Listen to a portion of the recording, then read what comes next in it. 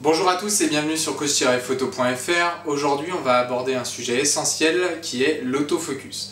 En effet, j'ai reçu pas mal de questions concernant l'autofocus et je m'aperçois qu'un certain nombre de photographes amateurs ne maîtrisent pas du tout ce sujet-là. Pourtant, c'est ce qui va vous permettre de réaliser des photos nettes et de réussir toutes vos photos. On va commencer tout de suite par comment fonctionne votre autofocus. Votre autofocus en fait va fonctionner avec les contrastes.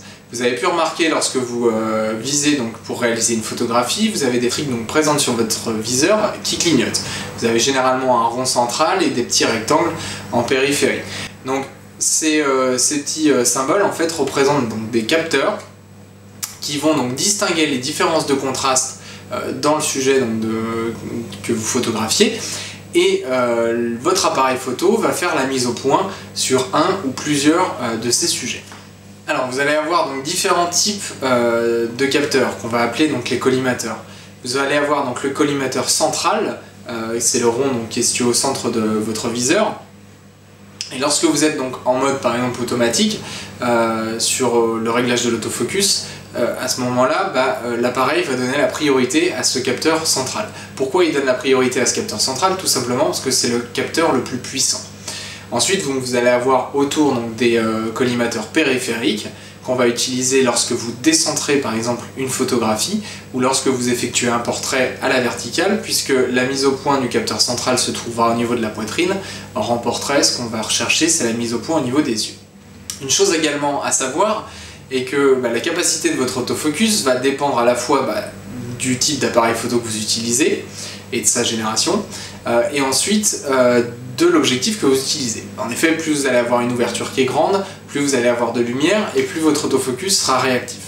A l'inverse, vous avez pu remarquer que lorsque vous essayez de prendre des photos dans une faible luminosité, certaines fois l'autofocus patine.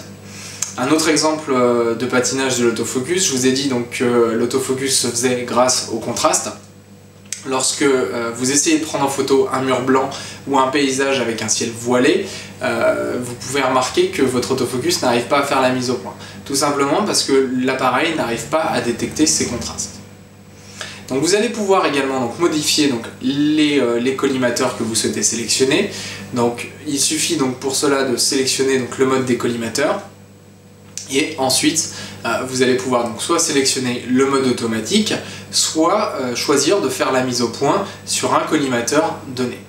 Alors maintenant que nous avons vu comment sélectionner les collimateurs, vous allez également pouvoir sélectionner différents modes d'autofocus, à savoir le mode AFS chez Nikon et One Shot chez Canon, le mode AFC chez Nikon ou le mode iServo chez Canon et le mode AFA chez Nikon ou le mode All Focus.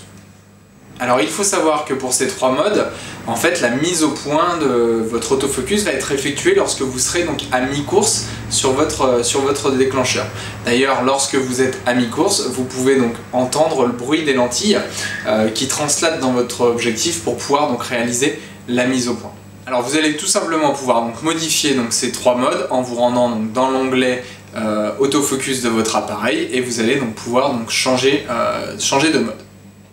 Donc on va commencer avec le mode AFS chez Nikon et One Shot chez Canon qui va vous permettre en fait généralement de prendre des photos d'objets statiques ou de paysages, tout simplement parce que en fait la valeur de mise au point qui sera effectuée à mi-course restera la même tant que vous ne notez pas en fait votre doigt du déclencheur.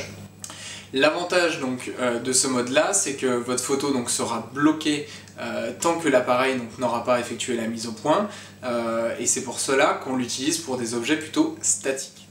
Ensuite, vous avez le mode AFC ou iServo. Le mode AFC ou iServo chez Canon en fait va vous permettre de prendre en photo des objets dynamiques.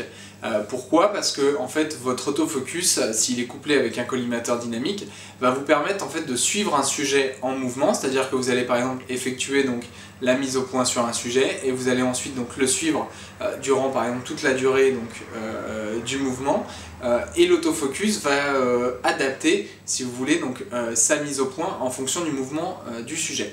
Donc c'est pour ça que le mode AFC ou iServo, on l'utilise notamment en photo de sport ou en photo dynamique, contrairement au mode AFS et au mode One Shot que lui, qu'on va utiliser donc, lors de prise de vue donc, statique. Alors, il existe également un troisième mode chez Canon et chez Nikon qui est le mode AFA et iServo. Moi personnellement j'utilise très peu ce mode. Pourquoi? Parce qu'en fait c'est une combinaison donc, des deux modes précédents. En fait votre appareil donc, va se mettre par défaut si vous voulez en mode AFS ou one shot, et si le sujet donc, se met en mouvement, à ce moment-là il va basculer donc, sur un mode dynamique. Alors pourquoi j'utilise pas ce mode de prise de vue? Tout simplement parce que je le trouve peu performant, et puis parce qu'à mon sens il n'a pas grand intérêt.